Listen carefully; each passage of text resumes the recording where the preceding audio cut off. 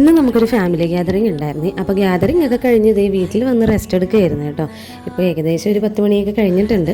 അപ്പോഴാണ് പെട്ടെന്ന് ബീച്ചിലേക്ക് പോയേക്കാം എന്നൊരു തോട്ട് വന്നത്. പിന്നെ അപ്പോൾ തന്നെ നമ്മളെല്ലാവരും കൂടി റെഡിയായിട്ട് ഇറങ്ങിയായിരുന്നേ. സംഭവം നമ്മൾക്ക് എല്ലാവർക്കും ഇപ്പോൾ പനിയുടെ സീസൺ ഒന്നും അങ്ങോട്ട് മാറിയതേ ഉള്ളൂ. പിന്നെ ഇപ്പോൾ എന്തായാലും നമുക്ക് തോന്നിയതല്ലേ പോയി കളയാം എന്ന് വിചാരിച്ച് ഞങ്ങളെല്ലാവരും കൂടി ഇറങ്ങിയായിരുന്നേ. ബീച്ചിൽ ചെന്നിട്ടാണെങ്കിലും നമ്മൾ ഐസ്ക്രീമും കാര്യങ്ങളൊക്കെ തന്നെയാണ് കഴിച്ചതും. പിറ്റേ ദിവസം അതിൻ്റെ പ്രത്യാഘാതം ഉണ്ടാകുകയും ചെയ്തു കേട്ടോ. എന്നാലും ആ മൊമെൻറ്റ് നമ്മൾ എൻജോയ് ചെയ്തല്ലോ എന്നൊരാശ്വാസമായിട്ടാണ് കേട്ടോ ഞങ്ങളിരിക്കുന്നത്. ചെന്ന വഴിക്ക് അതേ പെനി കണ്ടു. അങ്ങനെ പെനിയിൽ കയറി ഓരോരുത്തരും അവർക്ക് ആവശ്യമുള്ള ഫ്ലേവേഴ്സൊക്കെ എടുത്തു കേട്ടോ. ഞാൻ ഐസ്ക്രീം കഴിച്ചില്ലായിരുന്നു, കാരണം എനിക്ക് തൊണ്ടയ്ക്ക് ഇത്തിരി പണി വന്നിട്ടുണ്ടെങ്കിൽ അത് പോകാൻ ഭയങ്കര പാടാണ്. പിന്നെ അത് അവിടെ ഇരുന്ന് നമ്മൾ എൻജോയ് ചെയ്ത് ഓരോരുത്തരായിട്ട് അവരവരുടെ ഫ്ലേവേഴ്സ് കഴിച്ചുകൊണ്ടിരിക്കുകയാണ് കേട്ടോ. അങ്ങനെ കുറച്ച് നേരമൊക്കെ അവിടെ നമ്മൾ സ്പെൻഡ് ചെയ്തായിരുന്നു. ഇപ്പോൾ ഓൾമോസ്റ്റ് 10 മണിയൊക്കെ കഴിഞ്ഞിട്ടുണ്ട്.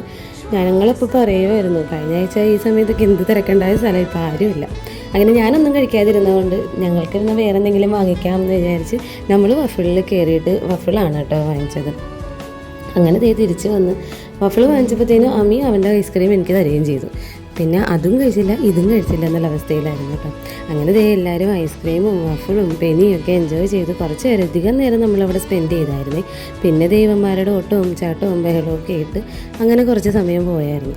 പിന്നെ നമ്മൾ പിള്ളേർക്ക് ഇതൊക്കെ ഒന്ന് കാണിച്ചൊക്കെ കൊടുത്ത് അവരുടെ മൈൻഡൊക്കെ മാറ്റി അവരുമായിട്ട് അവിടെ നിന്ന് പോകുന്നു കേട്ടോ. രണ്ടുപേരും അവിടെ നിന്ന് വരണുണ്ടായിരുന്നില്ല. പിന്നെ നമ്മൾ തിരിച്ചു പോകുന്ന വഴി നമ്മുടെ കോക്കേഴ്സിലുള്ള കണ്ണൻ ചേട്ടൻ്റെ കടയിൽ നിന്ന് സർബത്തും കുടിച്ചിട്ടാണ് തിരിച്ച് വീട്ടിൽ വന്നത്. രാത്രി ഒരു 12 മണിയായപ്പോൾ നമ്മൾ വീട്ടിലെത്തിയിട്ടുണ്ടായിരുന്നേ. ബാക്കി വിശേഷമൊക്കെ ഞാൻ അടുത്ത വീഡിയോയിൽ പറയാം. അപ്പോൾ എൻ്റെ ചാനൽ ഇതുവരെ സബ്സ്ക്രൈബ് ചെയ്യാത്തവരൊന്ന് സബ്സ്ക്രൈബ് ചെയ്യണേ കേട്ടോ. അപ്പോൾ അടുത്ത വീഡിയോ കാണുന്നത് വരെ ബൈ.